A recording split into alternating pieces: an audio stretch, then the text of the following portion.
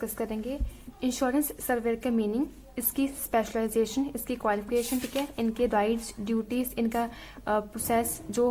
Licence के लिए जो प्रोसेस अप्लाई करते हैं, ठीक है, वो वाला प्रोसेस, इनकी रोल क्या है, प्लस इनकी जो ड्यूटी है और इनकी जो रिस्पॉन्सिबिलिटीज है, ठीक है, एंड लास्ट में अपॉर्चुनिटी टू अपील। ये सब चीज़ें आज की वीडियो में हम डिस्कस करेंगे। तो सबसे पहले देखते हैं इसका मीनिंग। कहते हैं surveyor is a professionals who assess the loss or damage and serve as a link between the insurer and the insured। कहते हैं वो प्रोफेशनल्स होते हैं, ठीक है, जो असेस करते हैं लॉस और डैमेज को, ठीक है, कि लॉस डैमेज को बताते हैं कैसे होगा, इसे हम कैसे प्रिवेंट कर सकते हैं, कितना लॉस हो सकता है, कहाँ लॉस है, ये सब चीज़ें बताते हैं, ठीक है। और कहते हैं ये कहते हैं सर्व होता है एज अ लिंक, ये कहते हैं एज अ लिंक काम करता है between the ensure and between the ensure, ठीक है। इसका मेन फंक्शन क्या होता है, इनका जो मेन फंक्शन होता है वो होता है नॉन लाइफ इंश्योरेंस बिजनेस में, ठीक है,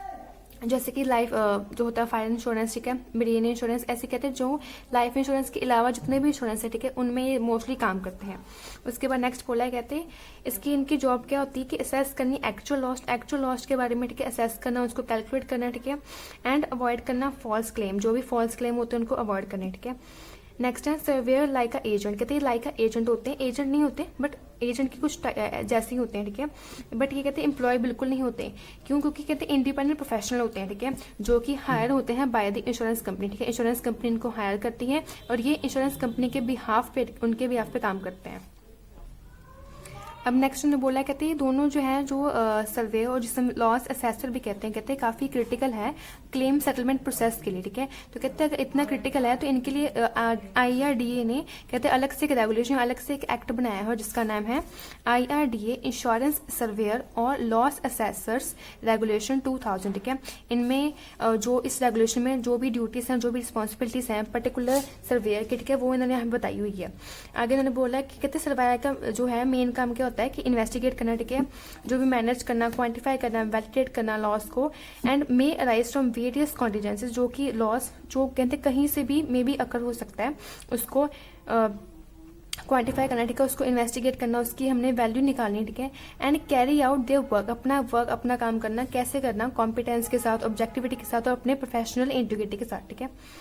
नेक्स्ट इन्होंने बोला, कहते हैं कंपनी के ये नहीं कि इंश्योरेंस कंपनी ने अपनी किसी भी पर्टिकुलर एक इंश्योरेंस सर्वेयर को हायर करना कंपल्सरी है, ठीक है, ये कहते हैं कहीं भी प्रिस्क्राइब नहीं है कि कंपल्सरी है कि नहीं है। ये कहते हैं कंपनी के खुद के इंटरेस्ट के लिए होता है कि अगर वो अच्छे से किसी अच्छे प्रोफेशनल इंश्योरेंस या लॉस असेसर को, ठीक है, हायर करती है तो उस केस में कहते हैं कंपनी के लिए काफ़ी बेनिफिट होता है ये वाला।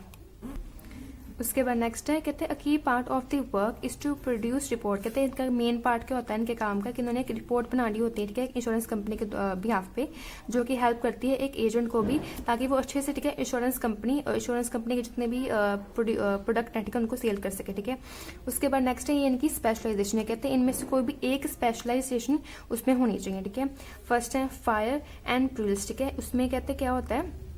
कि इसने एग्जामिन करना होता है plans, construction and fire protection system को, ठीक है, जो भी प्रोटेक्शन सिस्टम है, ठीक है, बिल्डिंग में लगे हुए हैं, जो भी आपकी कंपनी में लगे हुए हैं, उनको कहते हैं एग्जामिन करना और उनकी कंस्ट्रक्शन को देखना। नेक्स्ट है एक्सीडेंट एंड लाइबिलिटी, ठीक है, ये सभी अलग अलग फील्ड है कि इन 4-5 फील्ड में किसी एक फील्ड में आपको स्पेशलाइजेशन होनी चाहिए, ठीक है।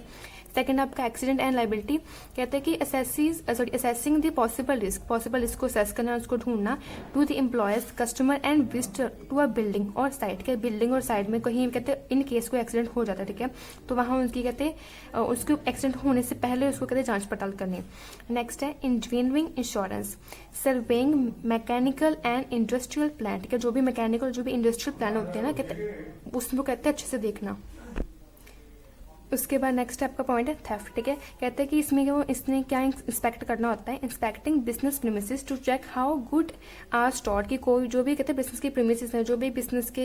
जो फंड है, ठीक है, वो कितने अच्छे से स्टोर हुए हैं, उनकी जो सिक्योरिटी है, ठीक है, उनको अप्रूव करना, ठीक है। उसके बाद नेक्स्ट है एक क्वालिफिकेशन बताई हुई है। कहते हैं क्वालिफिकेशन के लिए क्या है, कहते हैं license by the controller of insurance, की जो आपका है ना ये इंश्योरेंस सर्वेयर जिसे हम लॉस असेसर भी कहते हैं इसके पास लाइसेंस होना कंपल्सरी है। और लाइसेंस जैसे कौन देता है, लाइसेंस देता है इससे कंट्रोलर ऑफ इंश्योरेंस, ठीक है, COI से देता है, ठीक है। उसके बाद बोला है the surveyor can be engineer, accountant, medical graduate etcetera, कि जो सर्वेयर है ठीक है वो कहते कोई भी इंडिविजुअल हो सकता है ठीक है, बस उसके पास कहते हैं लाइसेंस होना चाहिए सर्वेयर का ठीक है। और उस लाइसेंस के लिए उससे कहते जो नीचे की क्वालिफिकेशन दी गई है, नीचे जो भी उसको दी गई है इंस्टीट्यूशन के नाम दिए हैं, कहते उस इंस्टीट्यूशन से उसने अपनी क्वालिफिकेशन जो भी अपनी स्टडी है वो उसने कहते कंप्लीट की होनी चाहिए ठीक है। एसोसिएशन के नाम है जैसे कि associateship of the institute of insurance surveyor and adjusters, जिसे हम कहते हैं IISA मुंबई ठीक है। ये सभी एसोसिएशन के नाम है प्लस उनके ठीक है जगह के नाम लिखे हुए हैं, तो ये आपने एज इट इज याद करने हैं अपने एग्जाम के लिए। उसके बाद नेक्स्ट है present process of license for surveyor और लॉस असेसर ठीक है, कि अगर उसने लाइसेंस के लिए अप्लाई करना है तो कौन सा प्रोसेस है। सबसे पहले कहते हैं अगर वो इंडिविजुअल है ठीक है, मैंने उस केस में उसने कौन से फॉर्म फिल करना है, फॉर्म IRDA फर्स्ट AF ठीक है, ये फॉर्म का नेम है, ये उसने फिल करना है। उसके बाद सेकंड स्टेप क्या है, कहते हैं ये जो है ना IRDA के, तो उसका ये मेन काम क्या है कि उसने देखना है कि जो व्यक्ति है ठीक है जिसने अप्लाई किया है अपनी लाइसेंस के लिए ठीक है, वो कहते हैं उसकी जो भी मेन चीज़ है जैसे कि उसकी ड्यूटीज है, जो रिस्पॉन्सिबिलिटी है ठीक है, जो भी उसके फंक्शंस हैं, कहते हैं कि उसके लिए प्रॉपर फिट होता है कि नहीं होता ठीक है। उसके इसके अलावा कहते हैं उसने ये भी देखना होता है कि उसने एडिशनल फॉर्म सबमिट किए हैं कि नहीं किए ठीक है। और वो जो एडिशनल फॉर्म है वो कहते हैं इसके नीचे आपको बताए गए हैं, जैसे कि हम बताया कि satisfy all the applicability requirement of section 64 UM read with the section 42D of the insurance act 1938 and rule 56A of the insurance rule 1939 ठीक है। कहते हैं इन दोनों एक्ट के द्वारा जो रूल बने गए हैं वो वाले रूल प्लस ये वाला सेक्शन, कहते हैं इनमें जो भी एडिशनल रिक्वायरमेंट गिवन है कहते हैं उनको फुलफिल करना है। जैसे कि यहाँ लिखा है प्रोसेस सच एडिशनल टेक्निकल क्वालिफिकेशन, जो भी एडिशनल टेक्निकल क्वालिफिकेशन है ठीक है, जो भी स्पेसिफाई की गई है IRDA के द्वारा टाइम टू टाइम कहते हैं वो उसने क्वालिफाई करनी है। सेकेंड चीज़ है कि उसने अपने एविडेंस देना है अपनी पेमेंट ऑफ फीस का ठीक है, जितनी भी फीस है अगेन जो भी वहाँ मेंशन हो गया, जो भी आपको बताई जाएगी उस फीस का आपने एविडेंस बताना है। थर्ड चीज़ है कि आपने कहते हैं एक प्रैक्टिकल ट्रेनिंग की होनी चाहिए जिसकी मिनिमम लिमिट क्या होती है, मिनिमम 12 मंथ ठीक है, कि आपने 1 साल के कहते प्रैक्टिकल ट्रेनिंग आपने की होनी चाहिए। उसके बाद नेक्स्ट है कहते हैं कोई भी एडिशनल इन्फॉर्मेशन जो भी कहते हैं रिक्वायर है बाय IRDA ठीक है, जो भी टाइम टू टाइम जो भी उसको चाहिए लगता है कि मुझे ये चीज़ चाहिए या ये चीज़ ऐड करनी है ठीक है, तो वो जो भी चीज़ आपसे मांगेगा वो चीज़ कहते हैं आपने उनको देनी है। उसके बाद थर्ड पॉइंट में क्या लिखा है, कहते हैं अगर IRDA कहते हैं सेटिस्फाई हो जाता है आपकी एप्लीकेंट के साथ, आपकी कहते हैं एलिजिबिलिटी के साथ, देन उस केस में कहते हैं वो क्या करता है आपको ग्रांट करता है लाइसेंस। बट कैसे ग्रांट करता है, कहते हैं वो आपको फॉर्म नंबर IRDA 2LF ठीक है, एक फॉर्म है ठीक है, ये फॉर्म आपको देता है प्लस इसके साथ आपको एक इंटीमेटेशन ठीक है सेंड करता है कि हाँ भी आपने जो है आपकी जो आपने अप्लाई किया ठीक है, कहते हैं वो हमने उसको अप्रूव कर दिया। उसके बाद आपका ये वाला प्रोसेस है ठीक है, आप इस प्रोसेस को भी कंप्लीट कर दीजिए। अब देखिए कहते हैं इंटीमेटेशन के साथ वो क्या भेजता है, कहते हैं together with an identity card ठीक है, identity card mentioning the particular class और category of a general insurance business namely fire, marine, cargo, marine hull ठीक है, इंजीनियरिंग, मोटर एक्सेट्रा, कहते हैं फॉर्म भी सेंड करता है ठीक है, एक इंटीमेटेशन भी सेंड करता है, उसके साथ ही कहते हैं आइडेंटिटी कार्ड भी सेंड करता है जिसमें कहते हैं स्पेसिफाई होता है कि उसने अगर काम करना है तो उसने किस कैटेगरी में या किस बिजनेस के लिए पर्टिकुलर काम करना है ठीक है। उसके बाद कहते हैं इसी तरह उसका लाइसेंस मिल जाता है, और जो लाइसेंस है कहते हैं कब तक वैलिड होता है, ये वैलिड होता है मिनिमम 5 साल के लिए वैलिड होता है ठीक है। उसके बाद पॉइंट नंबर 4 में गिवन है, कहते हैं कि अगर किसी वजह से आपका लाइसेंस कैंसिल हो जाता है या आपका जो लाइसेंस है कहते हैं वो सस्पेंड हो जाता है किसी भी रीजन की वजह से, देन कहते हैं आप कहते हैं उसको अगेन फ्रेश वे में कहते हैं आप उसे अप्लाई कर सकते हो उसकी लाइसेंस के लिए। बट कहते हैं कब अप्लाई कर सकते हो, after the expiry of 3 year from the date of such cancellation such suspension ठीक है, जब आपका कहते हैं लाइसेंस कैंसिल हुआ था उसके 3 साल बाद आपने कहते हैं फ्रेश से स्टार्ट करना है। जो आपने अप्लाई किया होगा ये कहते हैं हम फ्रेश केस मानेंगे। इट मीन्स अगर एज अ फ्रेश केस आपने जितने भी हमने पहले क्वालिफिकेशन जितने भी हमने पहले जो रिक्वायरमेंट रीड की थी ना कहते हैं वो रिक्वायरमेंट आपको फिल करनी होगी। उसके बाद नेक्स्ट पॉइंट नंबर 5 में क्या है, कहते हैं अ सर्वेयर और loss assessor shall be subject to categorizing as specified in a chapter 5 of this regulation. कहते हैं जो भी रेगुलेशन है कहते हैं उसके हिसाब से उसको जो भी कैटेगरी है ठीक है उसने किस बिजनेस के लिए उसने अप्लाई करना है वो सभी कैटेगरी के लिए उसने कहते हैं अप्लाई किया होना चाहिए। उसके बाद पॉइंट नंबर 6 से कहते हैं कोई भी लाइसेंस जो कहते हैं इशू हुआ है before the commencement of this regulation, इस रेगुलेशन के आने से पहले कहते हैं अगर वो उसे किसी को भी लाइसेंस कहते हैं इशू किया गया है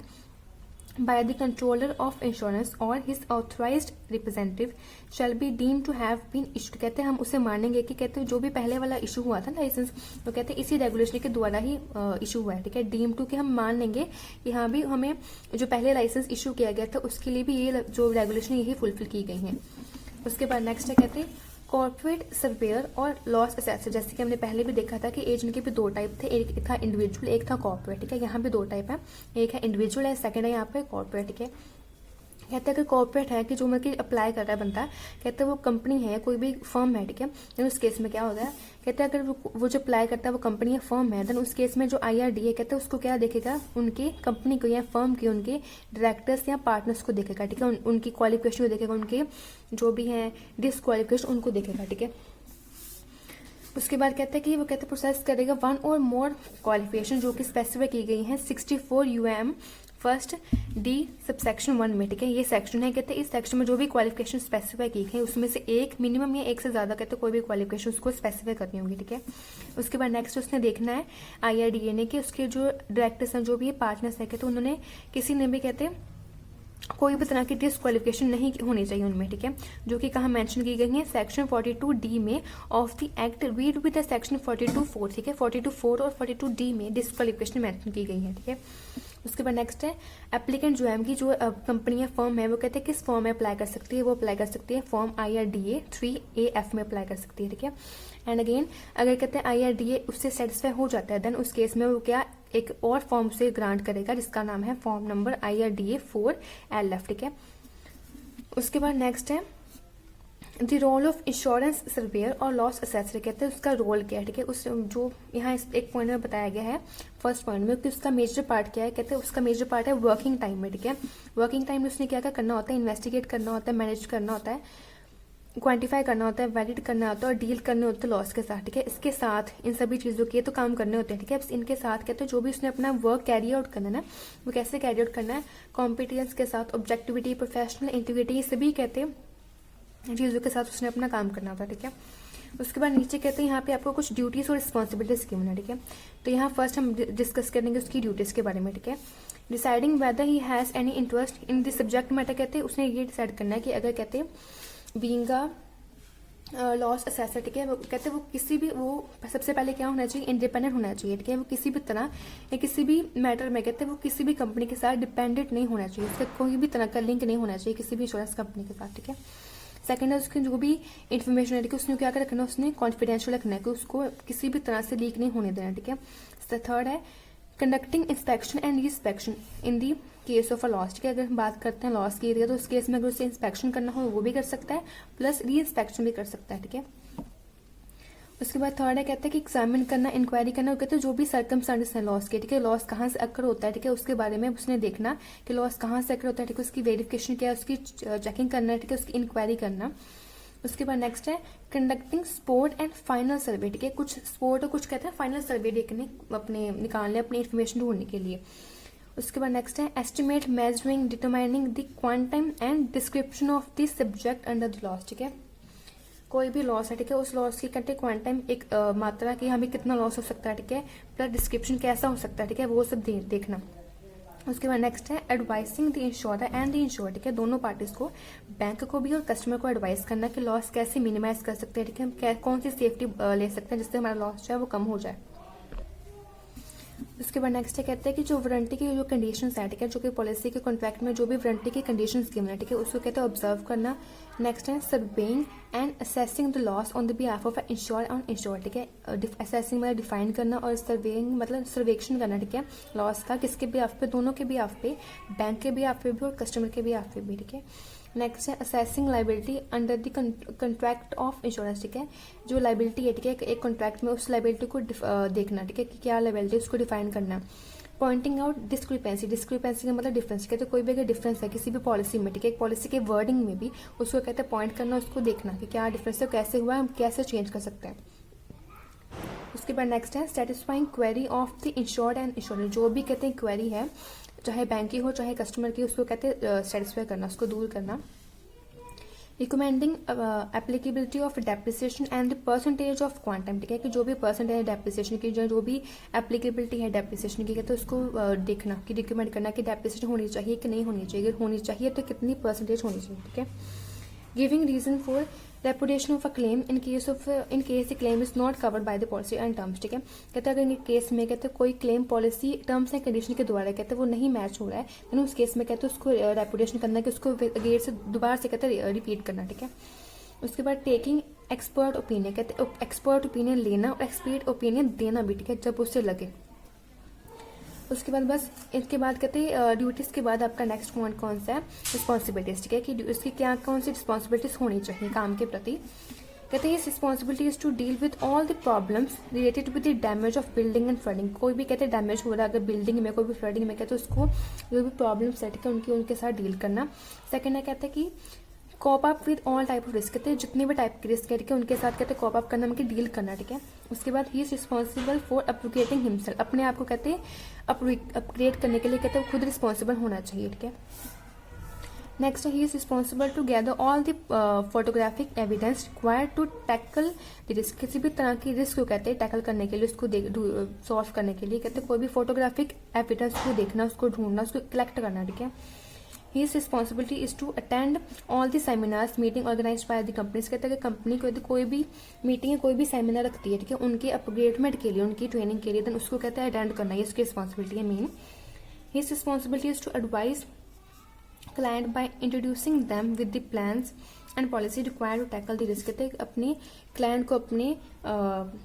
जो भी उसके हैं, ठीक है, कस्टमर्स, ठीक है, उनको कहते हैं एडवाइस करना ताकि वो अपने किसी भी तरह की आगे आने वाली फ्यूचर जो पॉलिसी है, ठीक है, उसमें अगर किसी भी तरह का रिस्क है तो उसको कैसे मिनिमाइज कर सकते हैं, उसको कैसे डील कर सकते हैं, ठीक है। ही is responsible for the understanding of a practicals of various site, ठीक है, जो भी अलग अलग साइट है, ठीक है, उनकी साइट के जो भी प्रैक्टिकल वर्क है, ठीक है, उनके लिए भी वो रिस्पॉन्सिबल होता है। उसके बाद नेक्स्ट और लास्ट पॉइंट है आपका अपॉर्चुनिटी टू अपील, ठीक है। इसमें सिर्फ हमें इन ब्रीफ ही बताना है क्योंकि इसके ना एक अलग से क्वेश्चन है जो हम अगली वीडियो में डिस्कस करेंगे। तो इसमें सिंपल ये है कि कहते हैं कि जो कंपनी है, ठीक है, जैसे कि आपको पता है कि अगर बैंक और कहते हैं कस्टमर में कहते हैं कोई रेगुलेशन भी कोई भी कहते हैं डिस्प्यूट होता है देन उस केस में कहते हैं ये वाली जो है ना ये अपॉर्चुनिटी बताई गई है दोनों को, बैंक को भी और कस्टमर को भी। अगर दोनों का कहते हैं अपने एक दूसरे के भी आप पे डाउट होता है, दोनों कहते हैं एक दूसरे के भी आप पे सेटिस्फाई नहीं होते देन उस केस में कहते हैं वो किसी भी कोर्ट में जो कि इस रेगुलेशन में आता है कहते हैं वहां पर जाके अप्लाई कर सकते हैं। The company have all the instituted grievance settlement procedure. The IRDA also monitors settlement of grievance by the insurance company. In addition, IRDA has a cell for grievance redressal to look out into complaints of a policy holder, ठीक है, कि IRDA कहते हैं कि अपने काम के अलावा कहते हैं वो क्या देखता है, जितने भी कहते हैं वो क्लेम है, जो भी कहते हैं डिस्प्यूट है इंश्योरेंस कंपनी की, कहते हैं वो कहते हैं देखता है, ठीक है। और उसके लिए कहते हैं उसने अलग से एक सेल बनाया हुआ है। ये देखिए ये सेल कौन सा, कहता है कि अपने जो राइट्स है, ठीक है, उनको प्रिवेंट करने के लिए कौन सा एक एक्ट बना हुआ है, consumer court setup under the consumer protection act, ठीक है, कि कंज्यूमर प्रोटेक्शन एक्ट जो 1986 है, ठीक है, उस एक्ट के द्वारा कहते हैं कंज्यूमर कोर्ट की सेटअप हुआ है, ठीक है। उस कोर्ट में सिंपल अगर किसी को भी लगता है, ठीक है, कि मेरे साथ कहते हैं वो मुझे जो क्लेम मिला है कहते हैं वो अच्छा नहीं मिला है, मुझे क्लेम कम मिला था, उस केस में कहते हैं वो जाके इस कोर्ट में अप्लाई कर सकता है, ठीक है। कहते हैं इस कोर्ट के इस जो भी गैलिवेंस का जो भी सेटलमेंट है, कहते हैं जो भी स्ट्रक्चर है इसको इम्प्रूव करने के लिए नेक्स्ट एक और एक एक्ट बनाया गया है, यहाँ कह सकते हैं एक रूल बनाया गया है जिसका नेम है पब्लिक गैलिवेंस रूल्स 1998, ठीक है। एंड इस रूल में क्या बताया गया, इस रूल्स में यही बताया गया है कि क्या गाइडेंस होनी चाहिए for the improvement of insurance redressal the grievances, ठीक है, कि जो भी इंश्योरेंस की जो भी प्रॉब्लम्स है, ठीक है, इंश्योरेंस बिजनेस की उसको इम्प्रूव करने के लिए उसको गाइड करने के लिए कौन सी न्यू गाइडलाइंस बताई गई, वो सभी न्यू जो गाइडलाइंस है वो इस रूल में बताई गई है, ठीक है। उसके बाद यही लिखा है, कहते हैं these institution are setup in the different cities में होती हैं, ठीक है, एंड डील होती हैं with the difference life and non life insurance cases both in the public and the private insurance company, ठीक है। अलग अलग सिटीज में अलग अलग केसेस के साथ डील करती हैं, ठीक है। बट इसका मेन काम क्या होता है, मेन ऑब्जेक्टिव यही है इनका कि अपने कंज्यूमर जो भी है ना इनका मेन काम क्या है कि to reduce the process pressure of a settlement of cases on the consumer court and civil court, ठीक है, कंज्यूमर कोर्ट और सिविल कोर्ट से प्रेशर हटा के अपनी इंश्योरेंस कंपनी का वो अपने ऊपर लेना, ठीक है।